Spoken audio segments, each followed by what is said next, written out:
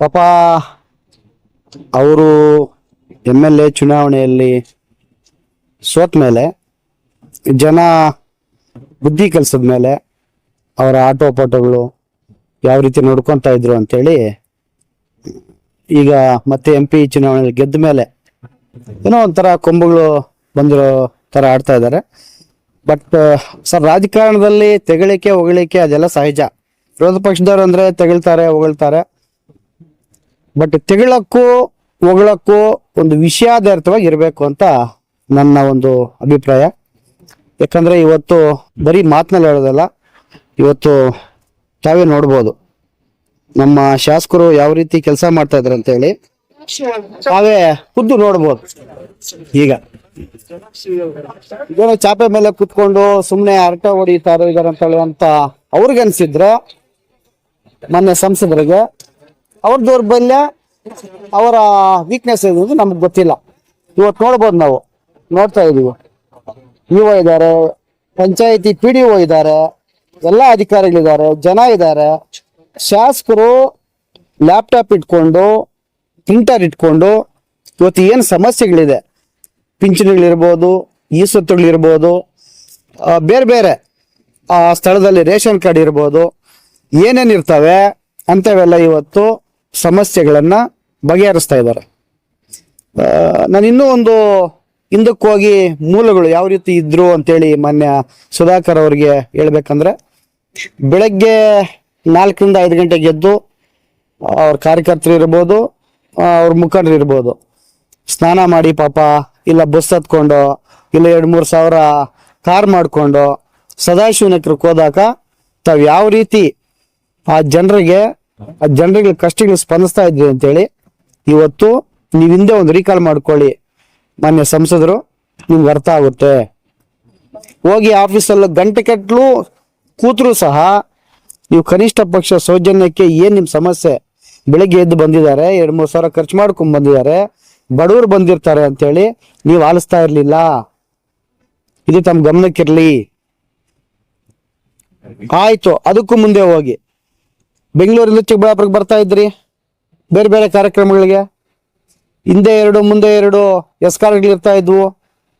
ತಾವು ಕಾರಿಂದ ಇಳಿದ ತಕ್ಷಣ ತಮ್ಗೆ ಸುಮಾರು ಒಂದು 10 ಜನ ಪೊಲೀಸ್ ಅವರು ಬಂದು ಎಸ್ಕಾರ್ಟ್ ಕೊಡ್ಬೇಕಾಗಿತ್ತು. ತಳ್ತಾ ಇದ್ರಿ ಜನನ, ಪಕ್ಕಕ್ಕೆ ಹೋಗಿ ಅಂತ. ಇಂತಹ ಒಬ್ಬ ನಾಯಕ ಚಿಕ್ಕಬಳ್ಳಾಪುರಕ್ಕೆ ಬೇಕಾಗಿತ್ತಾ? ಇಲ್ಲ ಪ್ರದೀಪ್ ಈಶ್ವರ್ ಅಂತವ್ರು ಇವತ್ತು ಚಾಪೆ ಮೇಲೆ ಕುಳಿತುಕೊಂಡು ಬೆಳಗ್ಗೆ 3 ಗಂಟೆಗೆ ಎದ್ದು ಮನೆಯಲ್ಲಿ 6 ಗಂಟೆಗೆ ಕ್ಷೇತ್ರದಲ್ಲಿ ಬಂದು ಜನರ ಸಮಸ್ಯೆಗಳನ್ನ ಖುದ್ದು ಊರೂರು ಹೋಗಿ ಕೇಳ್ತಾ ಇದ್ದಾರೆ. ಇಂಥವ್ರು ಬೇಕಾ ಅಂತೇಳಿ ಜನರು ಈಗಾಗಲೇ ತೀರ್ಮಾನ ಮಾಡಿ ಆಗಿದೆ. ರಾಜಕಾರಣ ತೆವಲ್ಗೆ ಏನ್ ಬೇಕಾದ್ರೂ ಮಾತಾಡ್ಬೋದು, ನಾಟಕ ಅನ್ಬೋದು, ಈ ಚುನಾವಣೆ ಗಿಮಿಕ್ ಅನ್ಬೋದು, ಇವೆಲ್ಲ ಸಹಜ. ನನ್ನ ನಾಟಕ, ಚುನಾವಣೆ ಗಿಮಿಕ್ಗಳು, ಆರೋಪಗಳು ಮಾಡೋದು ತಪ್ಪಿಲ್ಲ. ಬಟ್ ಆದ್ರೆ ಇವತ್ತು ನೆಲಮದ ಮೇಲೆ ಹೋಗಿ ಕುತ್ಕೊಂಡು ನೀವು ಮಣ್ಣಿನ ವಾಸನೆ ತಗೊಳಕ್ಕೆ ಬರ್ತೀರ ಅಂತ ಹೇಳ್ತಿರಲ್ಲ, ನಿಜವಾಗ್ಲೂ ಇದು ನಿಮ್ಗೆ ಶೋಭೆ ತರುವಂತ ಮಾತುಗಳ ಅಂತೇಳಿ ತಾವು ಅರ್ಥ ಮಾಡ್ಕೋಬೇಕು.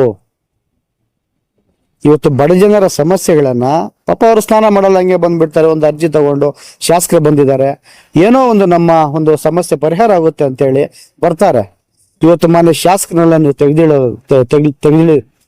ತೆಗಳಿರೋದು ಅಲ್ಲಿ ಬರ್ತಾರಲ್ಲ ಸಾಮಾನ್ಯ ಜನ, ಬಡ ಜನ, ಹಗಲೆಲ್ಲ ಕೂಲಿ ನಾಲಿ ಮಾಡಿ ರಾತ್ರಿ ಮಲಗಿ ಬೆಳಗ್ಗೆ ಅದೇ ಬಟ್ಟೆಯಲ್ಲ ಬಂದು ಇವತ್ತು ಸಮಸ್ಯೆ ಕೇಳಕ್ ಬರ್ತಾರಲ್ಲ, ನಿಜವಾಗ್ಲೂ ಅವ್ರನ್ನ ನೀವು ತೆಗಳಿರೋದು ಇವತ್ತು ನಾನು ಶಾಸಕರನಲ್ಲ. ಅಲ್ಲಿಗೆ ಜನರ ಸಮಸ್ಯೆಗಳು ಅರ್ಜಿ ಎತ್ಕೊಂಡ್ ಬರ್ತಾರೆ ಜನ, ಅಲ್ಲಿ ಜನಗಳು ನಾಟಕ ಮಾಡಕ್ಕೆ ಬರ್ತಾರ. ಅಲ್ಲಿ ಈ ನಾಟಕ ನೋಡಕ್ಕೆ ಅಂದ್ರೆ ಶಾಸಕರು ಹೋಗ್ತಾರ? ಮಣ್ಣಿನ ವಾಸನೆ ಗೊತ್ತಿಲ್ವಾ? ಹಗಲು ರಾತ್ರಿ ತೋಟದಲ್ಲಿ ನೀರು ಕಟ್ಟಿ ಬೆಳೆಗಳು ಬೆಳೆದು ಹಲವಾರು ವರ್ಷಗಳ ಕಾಲ ವ್ಯವಸಾಯ ಮಾಡಿರುವಂತ ಒಬ್ಬ ವ್ಯಕ್ತಿ ಪ್ರದೀಪ್ ಈಶ್ವರ್ ಅವರಂತ ನಿಮ್ಗೂ ಗೊತ್ತು.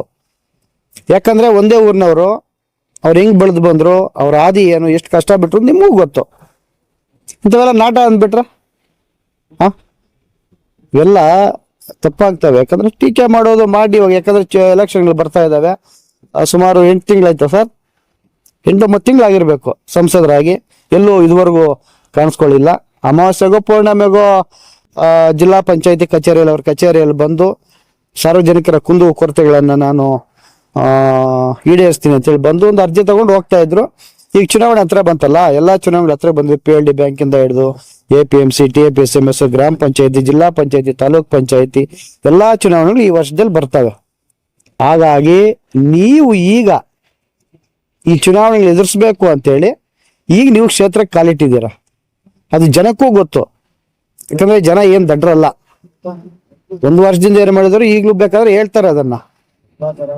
8-9 ತಿಂಗಳಿಂದ ನೀವು ಕ್ಷೇತ್ರದಲ್ಲಿ ಪತ್ತೆ ಇಲ್ಲ, ಈಗ ಬಂದ್ಬಿಟ್ಟು ಏಕಾಏಕಿ ಯಾಕಂದ್ರೆ ಏನೋ ಒಂದು ಆರೋಪ ತೋರಿಸ್ಬೇಕಲ್ಲ ಚುನಾವಣೆಗೆ ಹೋಗ್ಬೇಕಂದ್ರೆ. ಆ ರೀತಿ ಜಿಲ್ಲಾ ಪಂಚಾಯತಿ, ತಾಲೂಕ್ ಪಂಚಾಯತಿ ಚುನಾವಣೆ ಇಟ್ಕೊಂಡು ಶಾಸಕರು ಜನಸೇವೆ ಮಾಡ್ಬೇಕಂದಿದ್ರೆ 1 ವರ್ಷದಿಂದ ಏನ್ ಮಾಡ್ಬೇಕಾಗಿರ್ಲಿಲ್ಲ.